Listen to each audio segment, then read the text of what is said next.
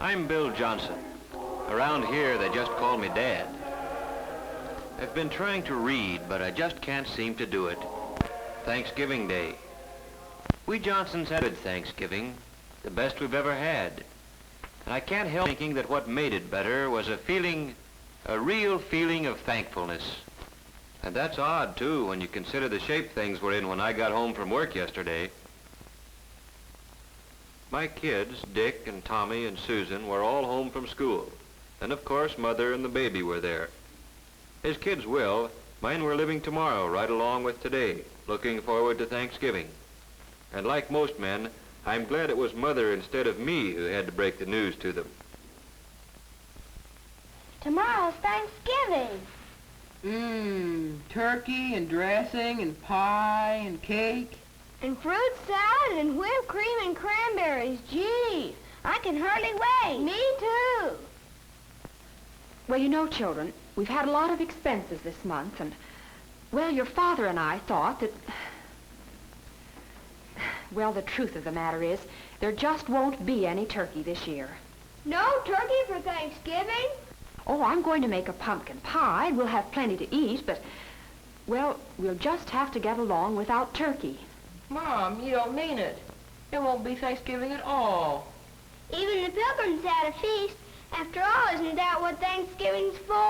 I don't think it's fair. And it was right there that I came in, right in the thick of it. Hello, everybody. Hi, Paul. Hello, Mother, Dick, Susan. Well, what's been going on around here? What's the matter with everybody, anyway? Mom says we're not going to have any Thanksgiving. No turkey, no good thing. A fat lot we're gonna have to be thankful for. Oh, I don't think you kids really mean that. We do, too. We've always had turkey for Thanksgiving. Yes, and everybody else in the block's gonna have it this year, as always. Yes, we've always had turkey, just as a lot of Americans have had it, and we'll keep on having it. Turkey on Thanksgiving's a great American tradition. But what you kids are saying makes it sound as if the turkey's the only thing we had to be thankful for. Well, gee whiz, no, Dad. It's not that at all. Oh, I know, Dick. With turkey, it's easy to lose sight of what Thanksgiving really means. And don't think we're just making excuses because we don't have any turkey this year. Well, we know it'll mean a lot more to us the next time we do have it. Well, sure. Suppose we don't have a bang-up feast. We're still a lot better off than the Pilgrims. That's it, Dick. Do you other kids see what Dick's trying to say? Turkey or no turkey, we've still got all the freedoms and privileges the Pilgrims gave us. And out of those privileges have come a lot of things. Things the Pilgrims never even dreamed of. Why, we could make a list a mile long. Why don't we do it? Now, hold on a minute. You've got the idea, but it isn't something you can write down like a grocery list. You've got to feel it down deep before you can really be thankful for anything. I tell you what let's do. Let's take a little more time to think this over. When you get right down to it, there are some pretty tough decisions in making up your mind what means the most to you. Your life? Sure, that's one thing you can't get along without. But do you know that there are some places in the world today where you have to get along without just about everything else? Golly, Daddy. I guess I kind of got carried away. But I'll bet you one thing. If we really think over what we have to be thankful for, when we sit down to whatever Mother fixes to eat tomorrow, we'll be one family in America that will really have a Thanksgiving dinner. Well, that's how it got started. The Johnsons didn't have any turkey. And the kids, no, I mean everybody, likes to make something special out of a special day. So we fell back on something as old as the Pilgrims, toting up the common, ordinary blessings that we had to be thankful for. That night, I'd see Dick there building his model airplane, and Susan just playing. Only they weren't just playing. They were mulling things over, thinking big thoughts for such young heads. And as for Mother and Tom and baby Janet, and yes, me too, it was as if we had our eyes open for the first time, seeing all the things there were to appreciate in just any ordinary day in America. When Thanksgiving Day got here, we took our places around the table and we were ready. And then, well, we all knew it. There are some things you just can't say. But everybody in his own way knew what he had to be thankful for, and that this was the time to think about it. Tom was first. I am thankful for getting plenty to eat all the time, with extras that count, like cookies and milk after school. Like Mom says, I'm hungry all the time anyway, and if I didn't live in a country where there was plenty to go around, golly. And I'm thankful for the free public library, where I can get books about adventure. Jack London, Richard Halliburton. Gee, the way they tell a story is as good as being there yourself. And it's free, with only a library card. Yes, Tommy thought about some of the things he ought to be glad for all the time. And somehow turkey and trimming seemed to matter a whole lot less than he thought they did yesterday.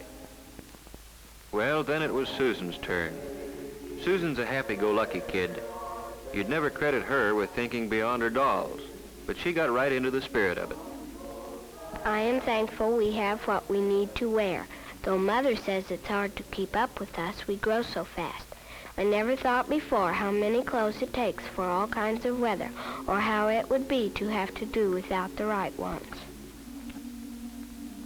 I'm glad to be able to go to Sunday school, or go to any church I want, any Sunday. I'm thankful for my mother and Daddy, that they are here with us, that both of them aren't too worried about things to take time to have fun with us.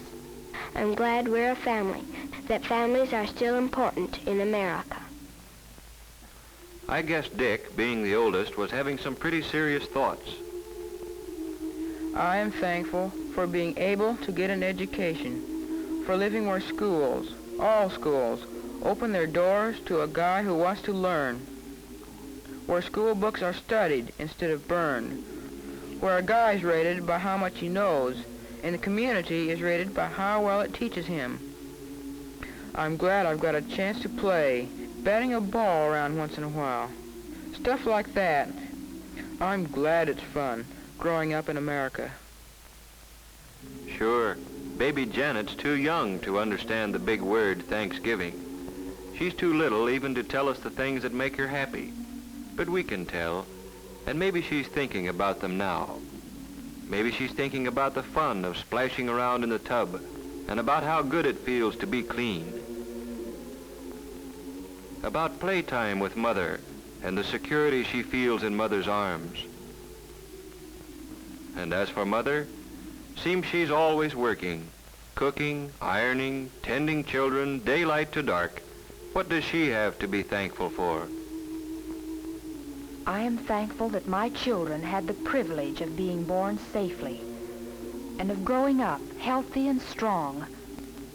I'm thankful that I have the privilege of guiding them as they become useful men and women. And I'm thankful for all the things our American system makes possible for the Smiths and the Browns and the Johnsons. For washing machines, hot water out of a tap, and a telephone to call the doctor when one of the family is sick. A car to get Dad to work. Yes, I'm thankful for all the things free people working together can produce. I'm thankful that when my neighbor drops in to borrow a cup of flour, we've got the right to talk about anything we want to. The parent-teacher project, the new mayor, or Jane Jones' hat.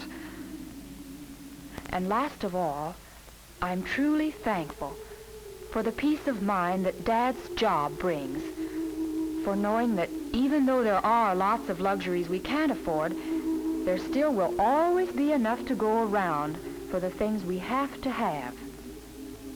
I'm glad Dad doesn't work slave hours, that there are evenings and Sundays and vacations when we can all be together. That's Mother for you, grateful for what America means to her family. And now for me. I've got so many things to be thankful for. I'm thankful for this house. It may need a coat of paint, it has a mortgage, but it's ours, a place where we can be together in privacy. And I'm thankful for the thing that makes this house our home, the happiness here. not just today or on Christmas morning, but on a day-to-day basis all through the year. For knowing that a knock on our door means nothing to fear. A friend calling, or maybe a bill collector, or a kid selling magazines. You never know what to expect. But you can count on one thing. It's not going to be some political gangster coming to drag one of us off to jail because we believe in freedom. And I'm glad that that freedom we've got lets me choose the kind of work I like and can do best. Taking a sluggish motor and making it hum again. Makes me feel that somebody got to his work, or wherever he had to go, just because of me. And feeling like that gives me a lot of satisfaction. And I'm thankful for my newspaper. Just a few cents worth of printer's ink and paper, but more valuable than any amount of money. Because in it, the editor's got the privilege of printing what he thinks. And I've got the privilege of agreeing with him or not, however the facts strike me. And both of us, the editor and I, have the right to act on our opinions on Election Day, to vote for the principles we believe in.